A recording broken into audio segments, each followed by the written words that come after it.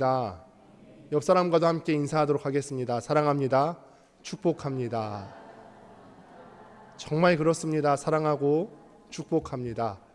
오늘은 빌립보서 6번째 시간입니다. 성도의 겸손은 어떻게 나타날까요? 성도가 겸손한 것은 어떻게 나타날 거예요? 라는 제목으로 하나님 말씀 증거하도록 하겠습니다.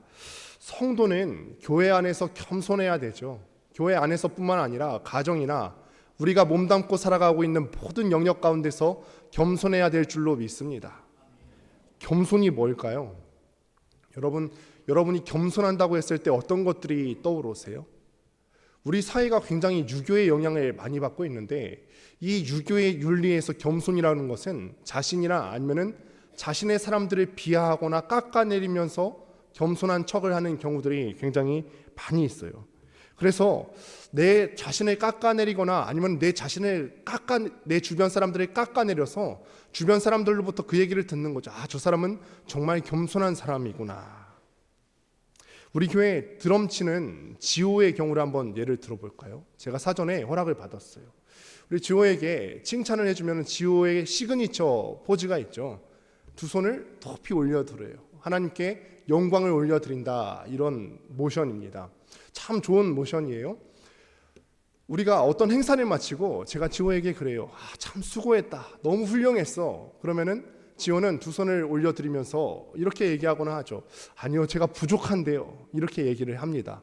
보통의 사람들이 그래요. 칭찬하면은 내가 부족합니다, 내가 연약합니다, 이렇게 얘기하는데, 그러면 일반적으로 그 말을 받는 우리는 아니야, 너 정말 잘했는데, 정말 훌륭했어, 이렇게 맞받아치는 게 맞죠. 그런데 지호가 제가 부족합니다라고 했을 때, 그래 알지, 부족하지, 아는데 더 노력하면 더 풍성해질 수 있을 거, 이렇게 얘기하면은 지호랑 저랑은 그날이 마지막 보는 날이 될 거예요. 끝난 거죠.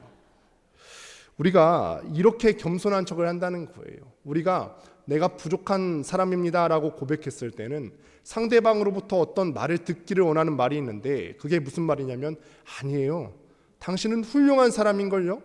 그리고 그렇게 말씀하시는 것을 보니까, 나는 부족한 사람입니다 라고 말씀하시는 걸 보니까 내가 생각했던 것보다 당신은 더 훌륭한 사람이에요 라고 듣는 것을 기대하는 거예요. 자신은 훌륭한 사람인데 이렇게 훌륭하다는 것을 티를 안 내고 다니면 옆에서 사람들이 보고, 저 사람은 정말 겸손한 사람인데 절대로 티를 내지 않는구나, 이것을 겸손이라고 생각을 합니다. 그러나 정말 그럴까요? 정말 그럴까? 교회 안에 진짜 겸손이 없으면, 진정한 겸손이 없으면, 나보다 남을 낮게 여기는 그 진짜 겸손이 없으면 다른 사람과 절대로 하나가 될 수가 없어요. 오늘 이 시간에는 성도가 공동체 안에서 하나 되기 위해서, 교회를 하나됨으로 이루기 위해서 어떻게 해야 되는지, 성도의 겸손에 대해서 말씀을 같이 상고하고자 합니다. 오늘 1절을 시작하면서 본문 말씀이 어떻게 시작하냐면 그러므로라고 시작합니다. 그러므로라고 하는 접속사는 어떨 때 쓰이는 접속사냐면, 전에 어떤 일이 있었어요. 그런데 그 전에 어떤 일이 있었는데 이거에 따라서 어떤 결과가 생겼을 때, 어떤 결실에 대해서 드러낼 때 그러므로라고 하는 접속사를 씁니다. 결과를 설명할 때 쓰는 접속사예요. 그러니까 오늘 본문을 시작하기에 앞서서 이전에 어떤 내용들이 있었는가를 먼저 한번 살펴보는 것이 중요하겠죠. 우리가 지난 시간 어떤 내용을 배웠죠? 복음에 합당한 삶을 살아야 된다라고 그 말씀을 들었어요. 그런데 우리가 복음에 합당한 삶을 살아야 된다라고 했을 때 그 내용이 너무 추상적이에요. 그래서 구체적으로 두 가지를 제가 말씀을 드린 것이 있는데, 그 중에 첫째가 무엇이냐면, 나와 다른 사람들과 함께 복음을 위해서 협력할 줄 알아야 된다, 이것이 첫 번째였습니다. 두 번째는 무엇이죠? 우리가 믿음 갖고 살아갈 때 대적이 있는데 그 대적 앞에서 두려워하지 말아야 된다. 그래서 이 두 가지 삶의 증표가 복음에 합당한 삶을 사는 사람들의 삶의 모습이라고 말씀을 드린 바가 있습니다. 그런데 여기까지 들어도 아직 잘 모르겠어요. 어떤 게 복음을 위해서 사는 삶이지, 어떤 게 복음에 합당한 삶을 사는 것이지 잘 모르겠어요. 그래서 바울이 오늘 이 본문에 일어나서 그러므로 결실 맺어주는 거예요. 더 부연 설명, 최종 확정을 해주겠다. 그러므로라고 시작하면서 복음에 합당한 삶이 무엇인지 더 구체적인 방법을 알려주겠다 시작하는 것입니다. 1절을 한번 같이 보도록 하겠습니다. 함께 읽습니다. 시작. 그러므로 그리스도 안에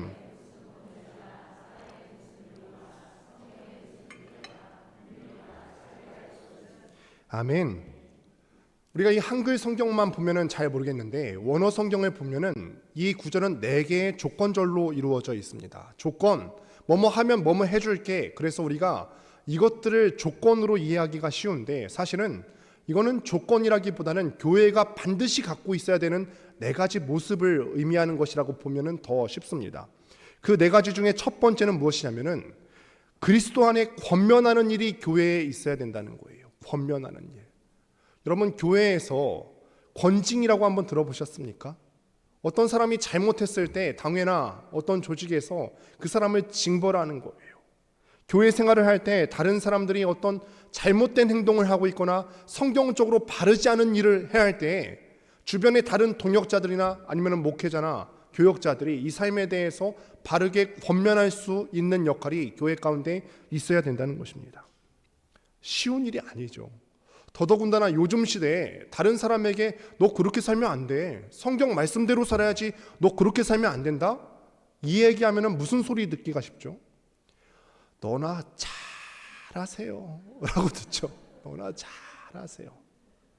이 얘기 듣기가 너무 싫어요. 내가 무슨 말을 알려주고 싶은데 내 삶도 그렇게 사는 것 같지가 않고 내가 다른 사람을 가르칠 만한 깜냥이 되는 것 같지도 않고 더군다나 요즘 시대는 남 일에 함부로 끼어들면은 해코지 당할 수가 있잖아요. 예전에는 우리 어르신들 길거리 지나다니다가 청소년들이 담배를 피워요. 그러면은 혼을 낼 수 있었어요? 없었어요? 낼 수 있었죠. 아유 야 너네 이러면 벌써부터 이러면 되냐? 벌써부터 이러면 되냐? 혼낼 수가 있었어요. 그런데 요즘은요 우리 중고등부 애들도 보면은 덩치가 산만하잖아요.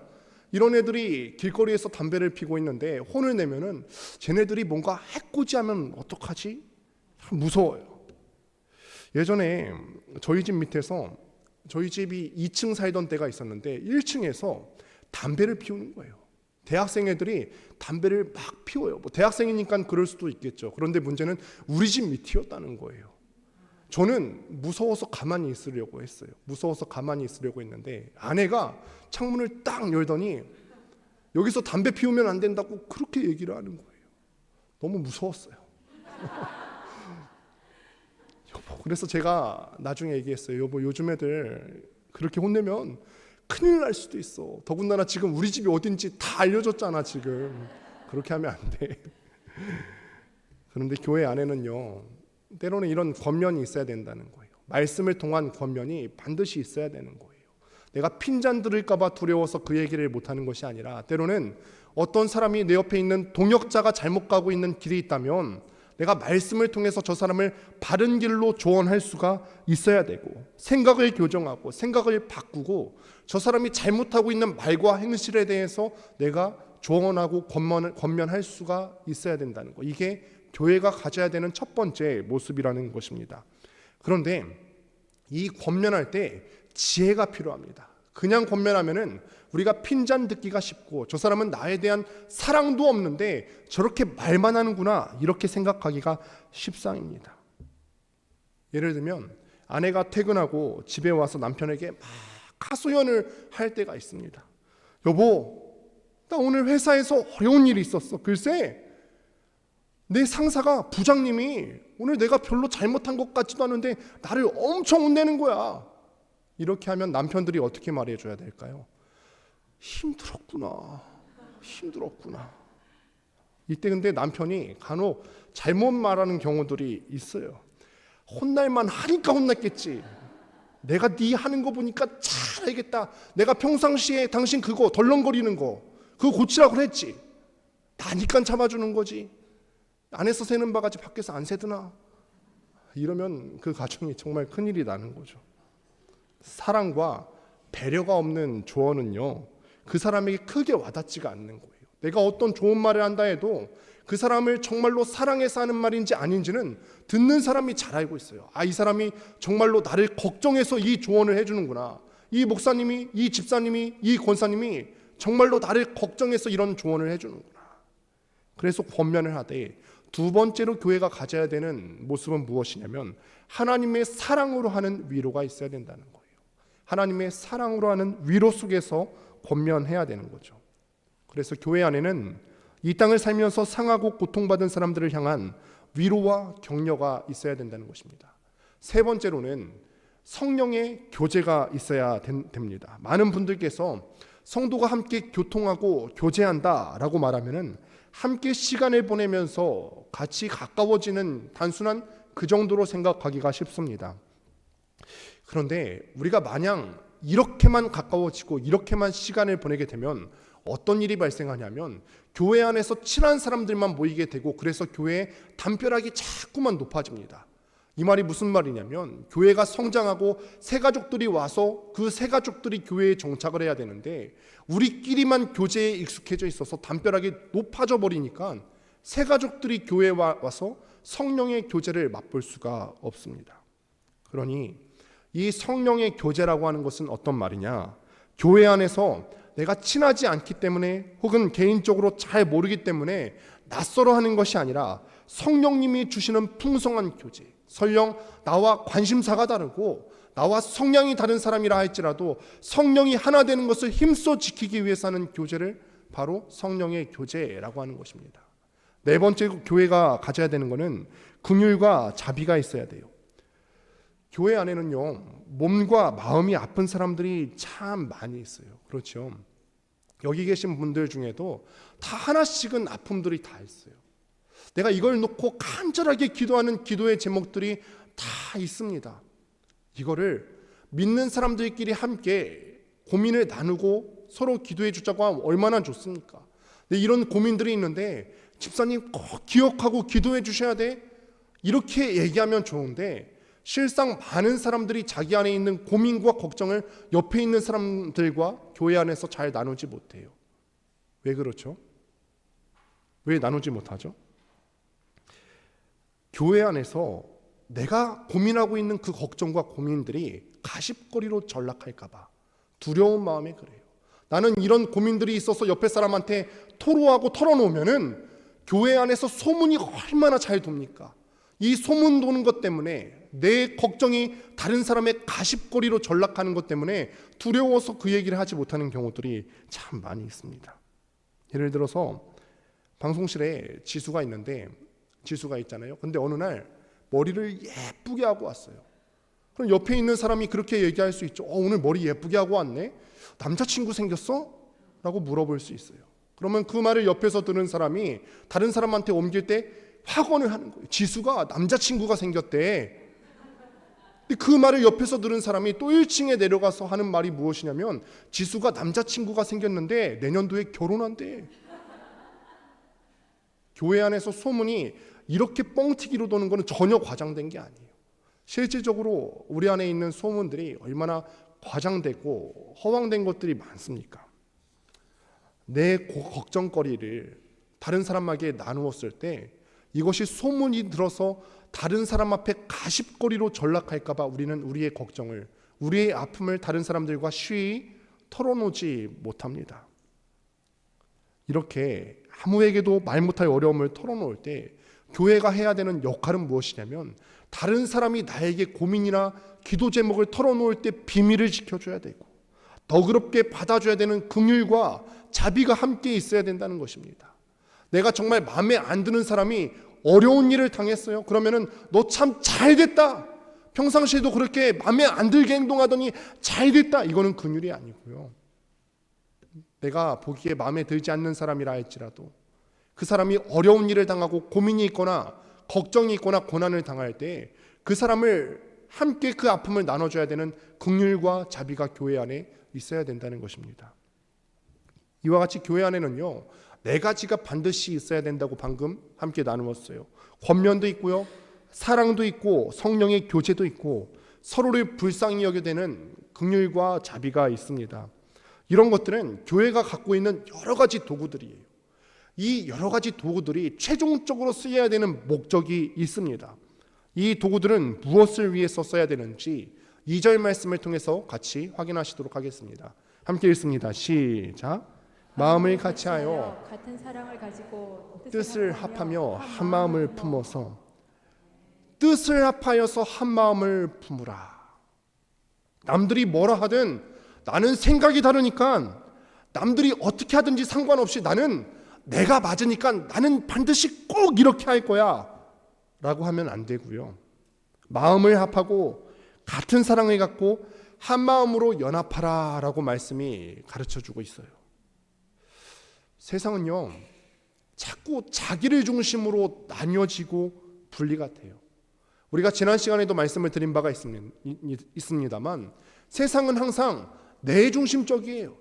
내 중심적으로 나랑 뜻이 다르면은 사람들과 갈라지고 나뉘어지고 함께하지 못하는 것에 대해서 조금의 거리낌도 없이 그렇게 합니다. 그렇게 하기를 선택해요. 이런 세상에서 교회는 역설적으로 얘기하는 거죠. 세상은 네 중심으로 살아라. 네 생각이 맞고 네 생각과 다를 경우에는 나뉘어져도 괜찮다라고 말하는 세상 가운데서 교회는 성경은 뭐라고 얘기하냐면 다른 사람이라 할지라도 품으라. 연합하고 사랑하라. 마음을 같이하고 사랑함으로써 연합하라 말씀하시는 것입니다. 이 일은 내가 생각했을 때 이 일은 우리 교회에 꼭 필요하기 때문에 사람들이 뭐라고 하든지 간에 상관없이 나는 이 일을 불도저같이 밀고 갈 거야. 그럼 사람들이 옆에서 야, 저 사람은 그래도 줏대가 있네. 교회에는 저런 카리스마 있는 사람이 그런 리더십이 필요하지 말할지 모르겠습니다만 그런데 이것은 교회와 진리를 잘 모르는 사람들이 하는 얘기예요. 교회 안에는요 정말 다양한 종류의 사람들이 있다는 것을 이미 우리가 잘 알고 있어요. 요즘 우리 젊은 세대들이 MBTI를 하는 거를 그래도 들어보신 적은 있으시죠? MBTI라고 성격 검사, 성향 검사하는 거 있는데 사람을 유형별로 다 구분해 놓은 것입니다. 사람은 기질도 다르고 성격도 다 다릅니다. 오늘 아내 얘기를 또 하게 되는데 몇 주 전쯤에 아내랑 차를 타고 가면서 옆에서 아내가 저한테 이렇게 물어보는 거예요. 여보, 내가 오늘 우울해서 빵을 샀어. 그래서 제가 세 글자로 되물었어요. 이거는 세 글자면 충분하지 않을까? 무슨 빵? 그랬어요. 저는 그게 중요하거든요. 우울해서 빵을 샀으니까 우울한 것은 해결됐을 건데 그럼 그 빵을 나도 좋아하는 빵인가?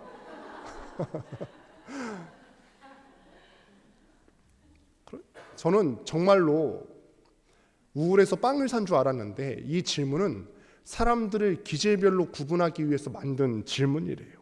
여기에 대해서 공감을 잘 하는 유형의 사람들은 어떻게 말하냐면 왜 우울한데?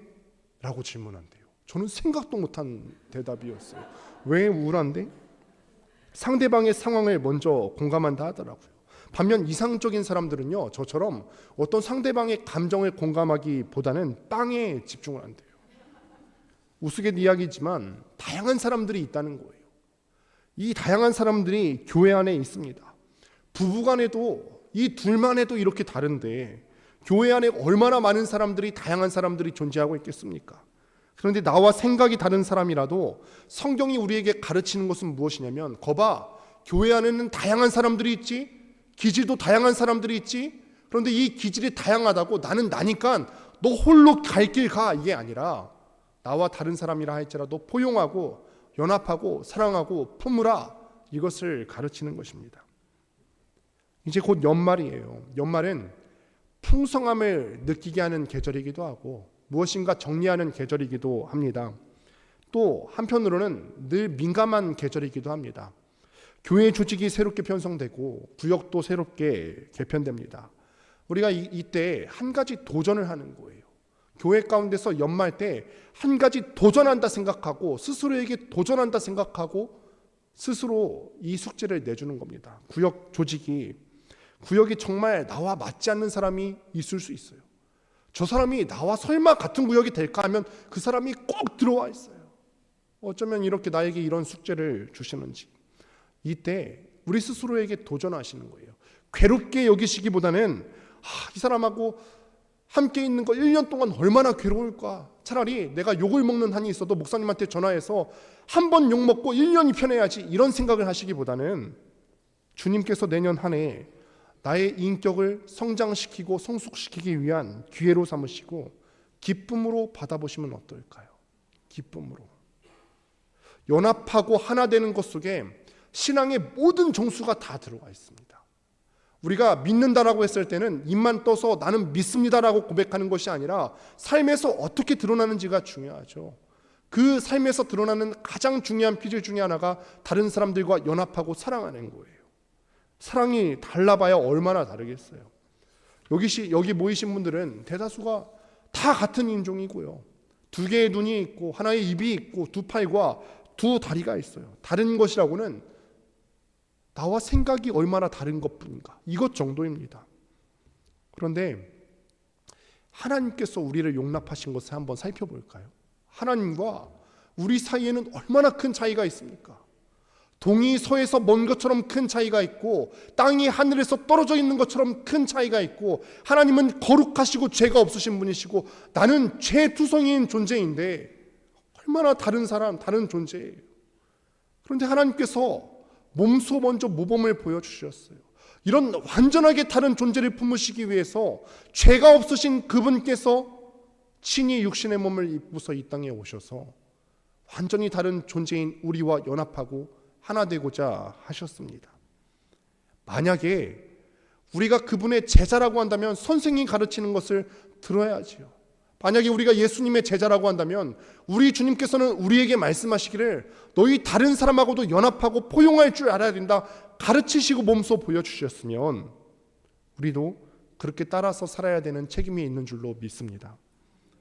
연합하고 더불어 사는 것이 쉽기 때문에 이렇게 감히 말씀을 드리는 것이 아니에요. 그러나 어려움에도 불구하고 우리가 주님 말씀에 순종해서 하나됨을 힘써 지키면은 그 안에가 은혜가 흘러 넘치게 될 줄로 믿습니다. 그런데 이렇게 우리가 말씀을 듣고 교회가 다 순종하면 얼마나 좋겠습니까? 조국 교회의 많은 교회들이 이 말씀을 내 마음밭에 새기고 그래 우리 교회 하나 돼야지, 모든 교회가 그렇게 가면 얼마나 좋겠어요. 그런데 그렇게 되지 못하고 무너지는 교회들이 많이 있어요. 다른 사람을 포용하고 하나 되고 사랑으로 힘써 지켜야 되는데 그렇게 하지 못하고 무너지는 교회가 많더라는 말이죠. 왜냐하면 이것을 하지 못하게 하는 장애물들이 있기 때문에 그렇습니다. 연합 너무나 중요한 걸 잘 알겠습니다. 그런데 이거를 잘 아는데도 불구하고 연합하지 못하는 공동체가 너무나 많습니다. 가정도 그렇고 교회도 그렇고 직장도 그렇고 우리가 발 딛고 살아가는 이 세상 가운데서 온전하게 연합된 공동체를 보는 것이 너무너무 어려워요. 왜냐하면 장애물이 있기 때문에 그렇습니다. 오늘 본문 3절 말씀을 같이 한번 읽도록 하겠습니다. 함께 읽습니다. 시작. 아무 일에든지 다툼이나 허용으로 하지 말고 오직 겸손한 마음으로 각각 자기보다 남을 낮게 여기고. 아멘. 성령께서 하나 되게 하신 것을 교회는 힘써서 지켜야 하는데 이것을 방해하는 두 가지 것들이 있다고 하는데 첫 번째로는 다툼이고 두 번째는 허용입니다.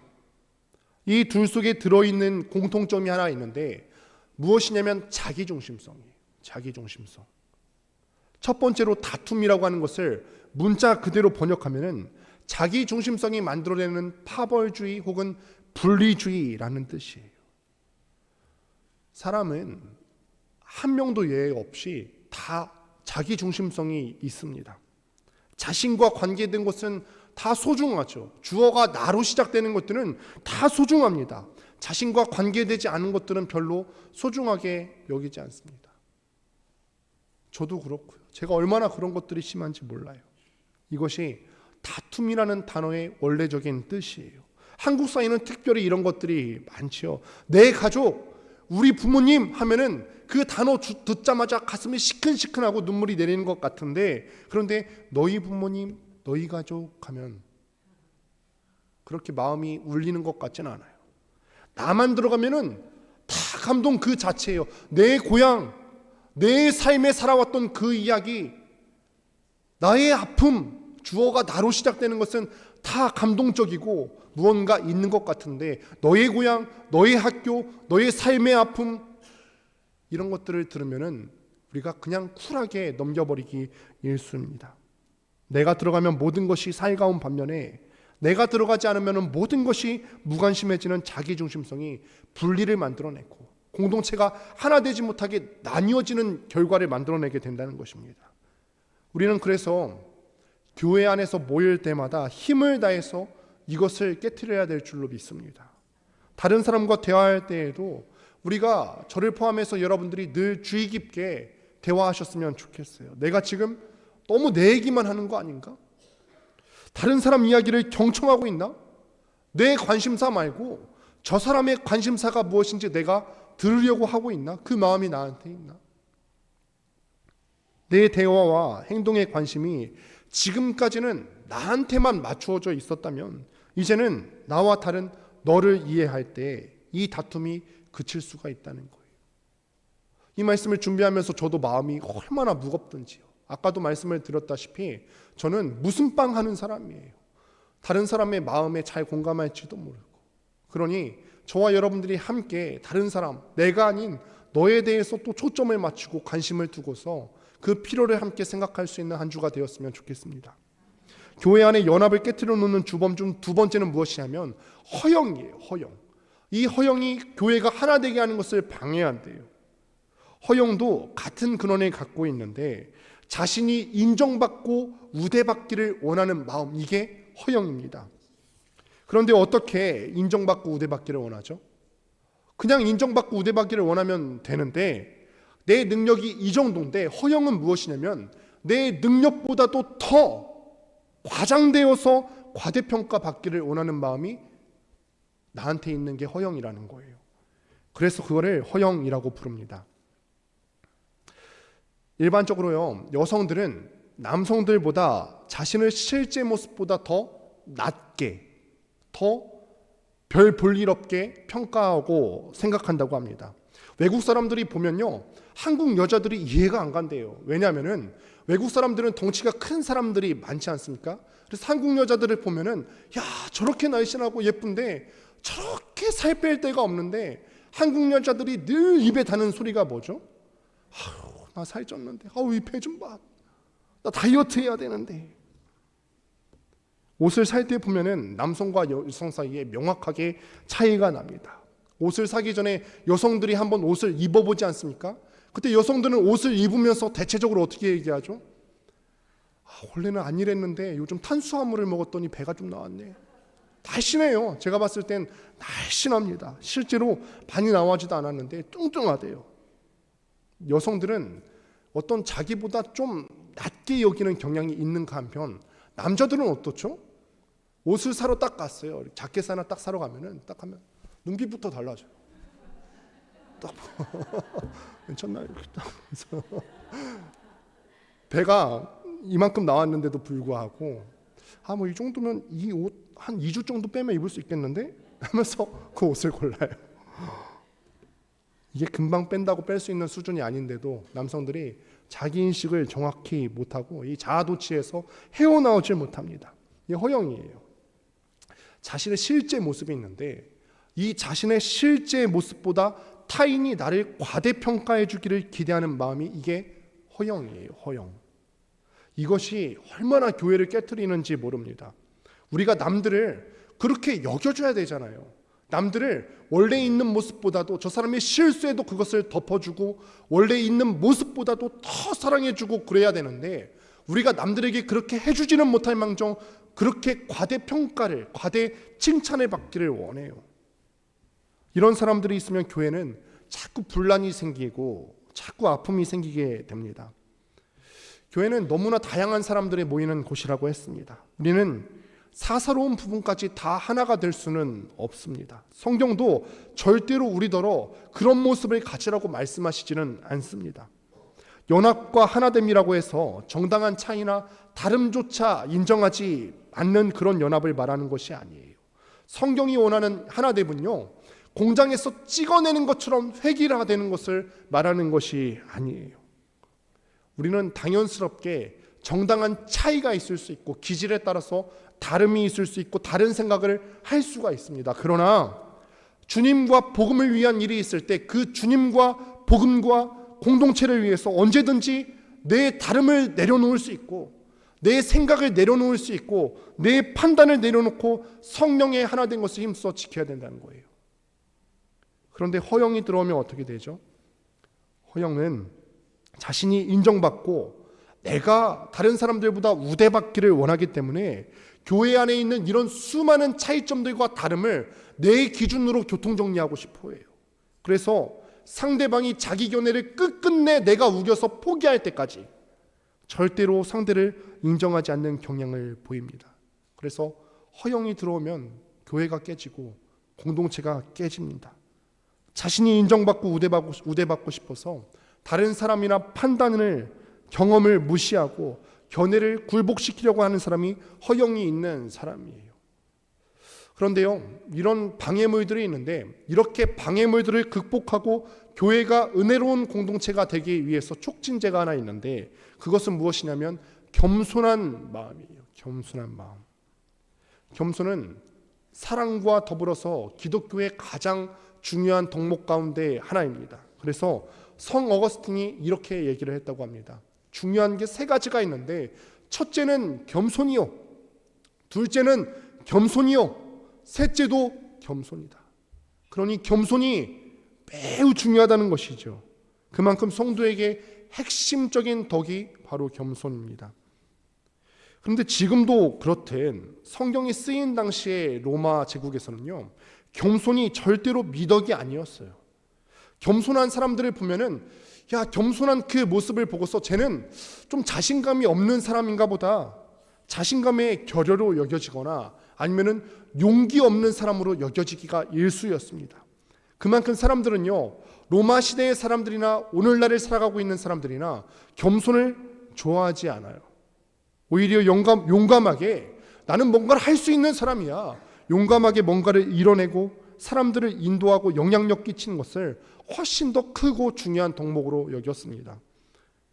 그런데 우리 주님께서 이 세상에 오시고 교회를 세우시면서 교회와 주님은 우리에게 있어야 되는 가장 중요한 덕목 중에 하나가 겸손이라는 사실을 깨우쳐 주셨어요. 겸손은 아까도 말씀을 드렸다시피 내 자신을 비하하거나 다른 사람을 비하하는 게 아니에요. 나는 못한대요, 나는 부족한 사람인데요, 나를 비하하거나 깎아내리는 것이 아니라 겸손은 자기의 한계와 결점을 이해하는 것입니다. 인정하는 거예요.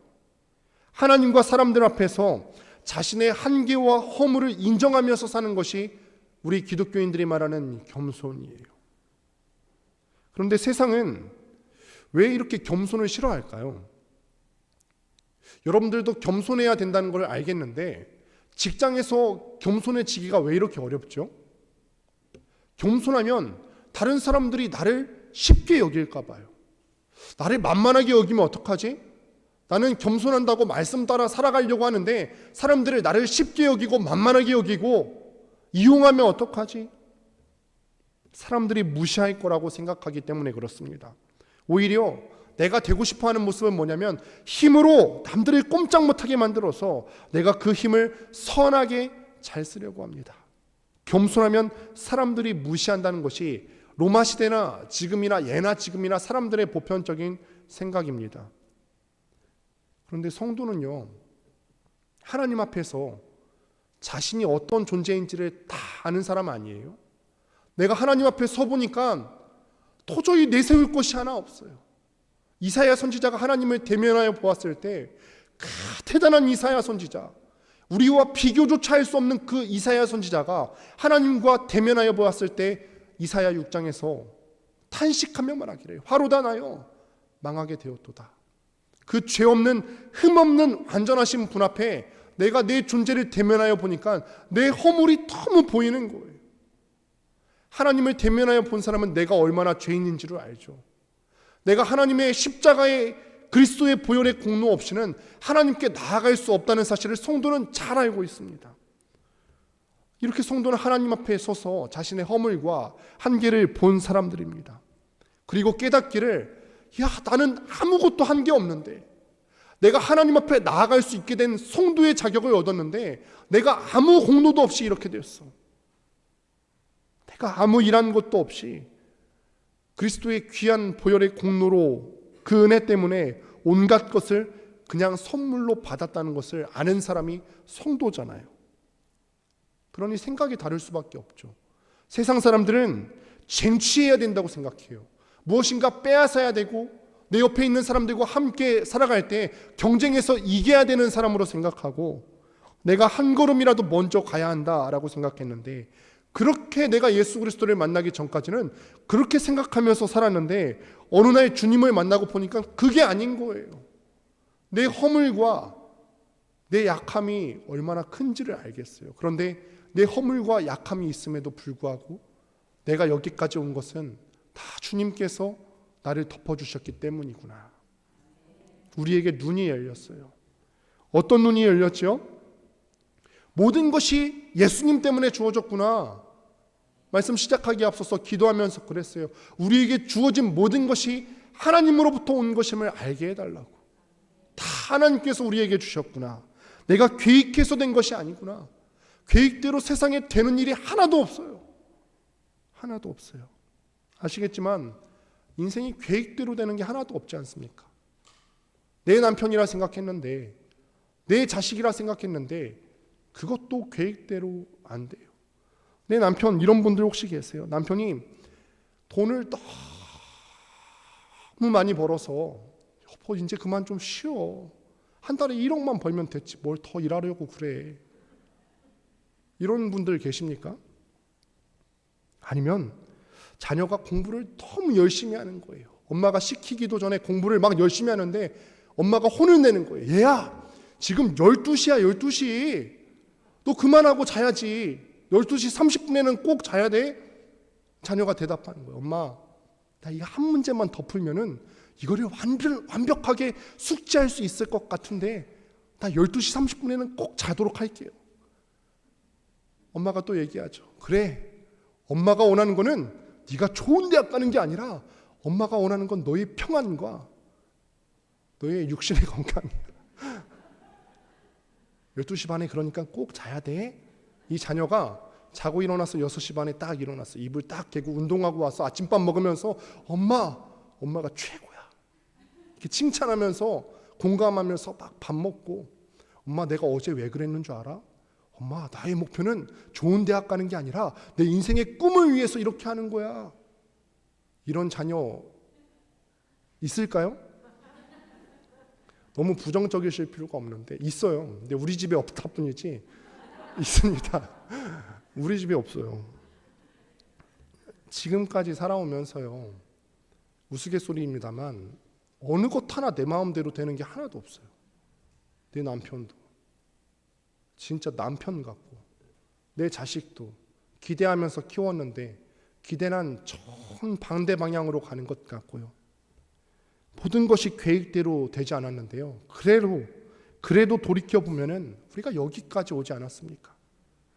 우리는 이제 조금 알고 고백하는 거예요. 주님, 내 뜻대로 계획한 대로 되지 않았어도 여기까지 온 걸 보니까 다 하나님의 은혜였습니다. 이렇게 모든 것을 하나님으로부터 받은 것을 알게 되고 성숙한 성도의 눈은 어떻게 이 땅을 보면서 살아갈까요? 자신의 결핍을요, 억지로 허영심으로 메우려고 하지 않는 거예요. 내가 결핍이 있는데 이거를 다른 사람한테 속이면서까지 허영심으로 메우려고 하지 않습니다. 자신의 약점을 드러내지 않아야 세상이 꼼짝 못하지 하면서 일부러 이것을 숨기려고 하지 않습니다. 이렇게 부족하고 허물투성이인 내게 주님께서 얼마나 많은 것을 주셨기 때문에 알기 때문에 그 주님의 부유함을 힘입어서 이렇게 고백하는 것이죠. 고린도후서 11장 30절 말씀 같이 한번 우리의 고백으로 읽어보겠습니다. 시작. 내가 부득불 자랑할진대 내가 약한 것을 자랑하리라. 아멘. 우리가 왜 이렇게 고백할 수 있겠습니까? 이것이 주님의 부유함을 드러내는 현장이기 때문에 그렇습니다. 내가 모자란 가운데 지금까지 계획대로 된 것이 하나도 없음에도 불구하고 나는 연약하고 나는 공로 없고 나는 조건이 없음에도 불구하고 그런 나의 삶 가운데 주님께서 당신의 부유함으로 계속해서 채우시는 게 내가 살면 살수록 그게 증명되어지는 거예요. 세상과 그래서 다르게 사는 것입니다. 내 한계와 내 결점을 그냥 있는 그대로 인정하고, 또 다른 성도들 부족함 또한 넉넉하게 인정하는 거예요. 어떻게 인정할 수 있냐면, 그래, 나도 연약함과 부족함이 있었지만, 나도 그런 사람이었지만 주님께서 나의 결핍을 채워주셨지. 다른 성도들 봤을 때 저 사람도 부족함과 결핍이 있어. 그럴 수 있어. 왜냐하면 나도 그러니까. 그런데 나를 주님께서 채워주시고 세워주셨듯이 저 사람도 우리 주님께서 세워주실 거야. 자기 한계와 약점은 감추고 훌륭한 것만 나누고 자랑하고 싶어하는 게 인생의 본능인데, 이제는 우리가 고백하기를 내 옆에 있는 사람들의 도움과 귀한 동역자들 없이는 내가 아무것도 할 수 없는 사람이구나, 자신의 한계를 인정하는 것입니다. 성도가 아니면은 이렇게 아무도 할 수 없는 일이에요. 나도 그렇지, 나도 실수하니까 너도 실수할 수 있는 거지 하면서 이웃의 연약함과 부족함을 덮어주고 인정하며 살아가는 것, 이것이 바로 성도의 겸손함입니다. 이렇게 성도가 겸손할 때에야 비로소 나올 수 있는 말이 바로 4절 말씀이죠. 각각 다른 사람들의 일을 돌보아 나의 기쁨을 충만하게 하라. 또 3절에 나오는 대로 오직 겸손한 마음으로 각각 자기보다 남을 낮게 여기고, 이런 겸손이 있어야지 비로소 내가 다른 사람을 인정하고 섬길 수 있게 되는 것입니다. 말씀을 맺습니다. 성도의 겸손이 어떻게 나타납니까? 내 관심사, 내가 원하는 거, 내가 좋아하는 거, 내가 정말 맞다고 생각하는 것에만 관심을 빼앗기는 것이 아니라 네가 관심 갖는 거, 네가 정말로 원하는 거, 네가 맞다고 하는 것에 내 마음을 기울여서 함께 생각할 줄 아는 것이 성도의 겸손인 줄로 믿습니다. 교회 안에는 정말 다양한 사람들이 있는데 지금까지 나의 관심사가 온통 나한테만 쏟아져 있었다면 이제는 우리의 시선을 들여서 옆에 있는 사람을 바라보는 거예요.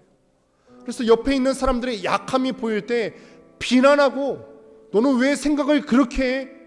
경멸하고 무시하는 것이 아니라 연약한 나를 주님께서 채워주셨듯이 그 사람도 주님께서 자비하심으로 채워주실 것을 기대하면서 품고 인정하는 것, 이것이 성도의 겸손입니다. 정말 우리 권능교회 안에서 이런 성도의 겸손이 많이 채워지고 드러나서 우리 권능교회가 하나님 앞에 정말 기쁨이 되는 교회가 될 수 있게 되기를 주님의 이름으로 축원드립니다. 이 시간에 우리가 함께 같이 찬양